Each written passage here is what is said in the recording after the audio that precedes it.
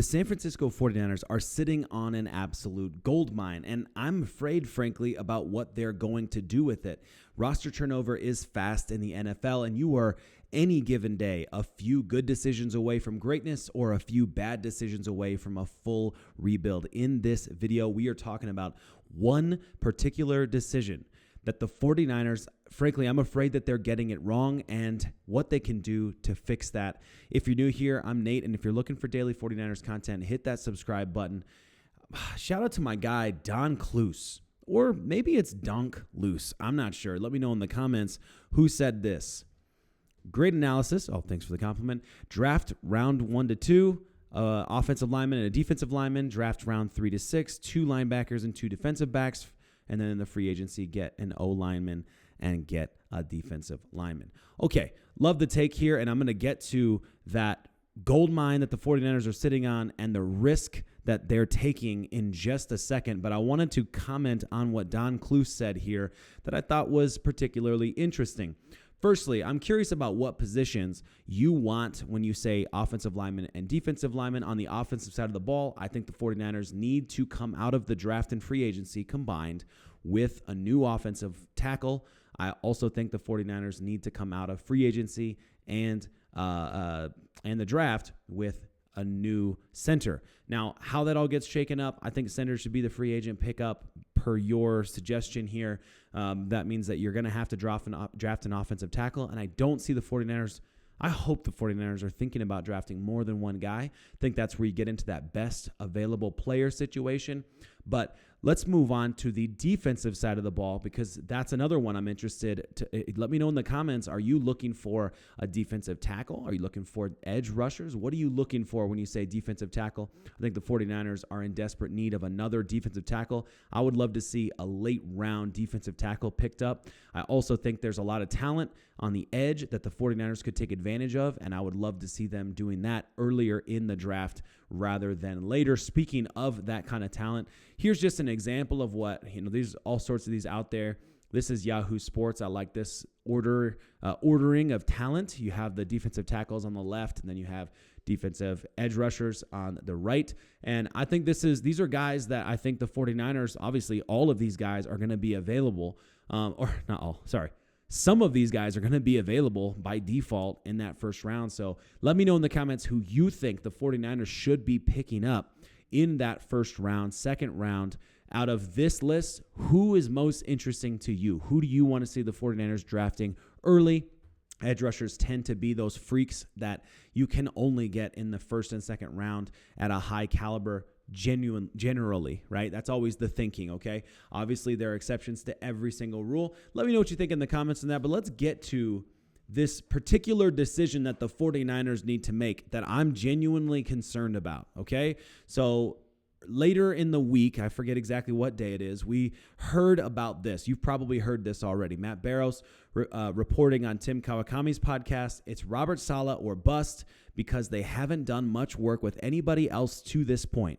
I've heard that they already told Saleh, we will make you the highest paid defensive coordinator in all the land if you sign with us. So now it's just a matter of waiting for Saleh. Now, if you're anything like me, and I think you probably are because I've seen a lot of frustrated 49ers fans on this one, this is a concern to me. The 49ers are sitting in a very good position in the draft, the number of draft picks they have. As a current roster, still a pretty highly ranked roster despite the fact that it was a horrible season. And I think that this gold mine here of actually solid defensive coordinator talent that's out there is completely being missed if you're only going to interview Robert Saleh and just wait for him and just hope that it works out, because every single day it seems like I'm hearing about another team that's interested in Robert Saleh, and that should be a concern for 49ers fans and for the 49ers organization. Then Matt Maiocco tweeted this one yesterday saying that the 49ers have interviewed candidates, interviews or known candidates for NFL defensive coordinator openings: Saleh, Deshae Townsend, and Brandon Staley. Okay, so you've got an internal guy You've got a former 49er guy in 2 of your 3 only interviews. And that's concerning from a lot of perspectives. Of course, the big perspective concern is that Kyle Shanahan knows exactly what he wants and he doesn't want anything else. He's not open to anything else. And there's some beauty in that. Like, there's some genuine, like, I appreciate the confidence. I appreciate how secure Kyle Shanahan is in the type of defensive system he wants. But then you look at the Falcons by comparison. Thank you, Matt Mayoko, for that one. And the Falcons have Ulbrich, Eberflus, Anarumo, Wilkes, Martindale, Brown, Ansley. They are out there interviewing as many guys as they can. And don't get me wrong. Like, I think the 49ers organization, the front office, I trust them way more than I trust the Atlanta Falcons front office. But there is something to, why aren't you interviewing guys? Why aren't you out there interviewing everyone you can? Because you never know the types of connections you can make. You never know the types of things you can learn about some of these players or coaches, about the organizations they've come from, about their experience. You never know where you might need to fit guys in who don't get a defensive coordinator opportunity as another guy on your staff in a different position, i.e. Brandon Staley. Like, I just personally feel like we're missing out on a gold mine of potential defensive coordinator talent, and even just learning, just genuinely missing out on an opportunity to learn and network with all of these other guys because we think we know what we want, and what we want might not even be possible. So I don't know. Let me know in the comments if that concerns you as much as it concerns me. It does concern me. I'm still holding out to hope that we could get Robert Saleh and that somehow, some way, he makes a commitment to be with the 49ers for multiple years. I hope that that's like a done deal. We're going to make you the highest paid defensive coordinator, and you're going to stick around for like 3 to 5 years or something crazy like that. That would be amazing, all right? Is that going to happen? Is clearly with this many teams really interested in Saleh, I'm becoming more and more concerned that that's not even possible. Even if you do get him, he won't be able to stick around for multiple years. He's not going to be able to turn down opportunities when a big organization lets a guy go. Like, imagine if the Pittsburgh Steelers let go of Mike Tomlin. What do you think Robert Saleh is going to do when he gets asked to interview for Mike Tomlin's position in the Pittsburgh Steelers? I don't think they're getting rid of him. I'm just saying in general. Like, if that happened next year, if they just had a horrible year and they're like, all right, you're done. Do you think Saleh's going to like, well, I did tell Kyle that I was going to stick around for a while. Like, come on, you'd be crazy not to interview for that opportunity. And that's just my concern. That's where I'm feeling. And I think there are guys out there that we are totally sleeping on.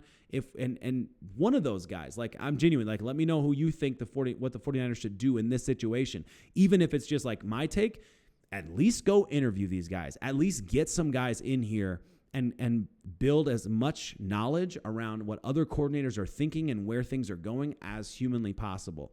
Here you got Ulbrich, of course, lifetime 49er as a player. Unfortunately, his career cut short due to that concussion injury, and really like him consulting with doctors and basically determining it's not worth the risk anymore. And he decides to get into coaching. And that was pretty much the plan from the beginning. Matt Mayoko had a very interesting take on this. He said his final year in the NFL, when he had that concussion issues and he was out for some time, he put in a ton of work as far as scheme and creating a binder of what his schemes would look like if he became a defensive coach. He's been a defensive coach. Did I say that right? I did. He's worked with Kyle Shanahan. I know there's a lot of mutual respect there. So my guy, if the Saleh thing doesn't happen, would be Jeff Ulbrich. Okay. Why haven't we interviewed him? Or is it just private? Is it just not public knowledge? Like, what's going on there? That's a weird one to me. So I would love to know what's happening there, because it almost seems like, this is just my opinion, it seems like it should be a courtesy interview to bring him in and have some conversations with him. Don't you agree? Like, it seems wild to me. Okay, that's just my opinion. But there are other guys out there too. Like this Peter Panessy article the other day talking about Dennis Allen, saying in the middle of the article, Dennis Allen might be the perfect candidate for Kyle Shanahan. And why do you think that Peter Panessy says that Dennis Allen might be the perfect candidate. It has nothing to do with his scheme, because his scheme is totally different than what the 49ers have been playing since Kyle Shanahan took the helm. It has to do with that don't underrate defensive continuity. The 49ers do not need to continue going from defensive coordinator to defensive coordinator. If you take a guy like Saleh, or if you take another guy that's just left behind, whoever's left remaining after other coordinator positions are up. By the way, while I'm saying that, I know full well there are several teams that defensive coordinator positions could be, or defensive coordinators could be available after they're out of the playoffs. So like, we're just talking about the known names right now, but there are other guys out there too. So I just think it's wild that the 49ers are not thinking about bringing more guys in to interview right now. And hopefully they have a master plan. They know exactly what they're doing.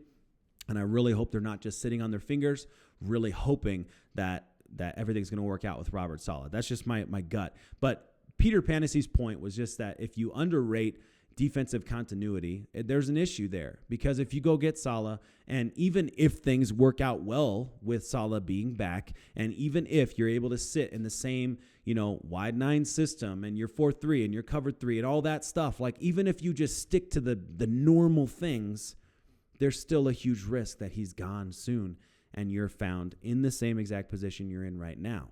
As far as I'm concerned, I think Dennis Allen, there might be a little bit of a growth curve, a learning curve, some time that it takes for the 49ers to get comfortable with the new scheme and all that kind of stuff. I get it, right? I know it's not as simple as he's a good coach, let's just get him.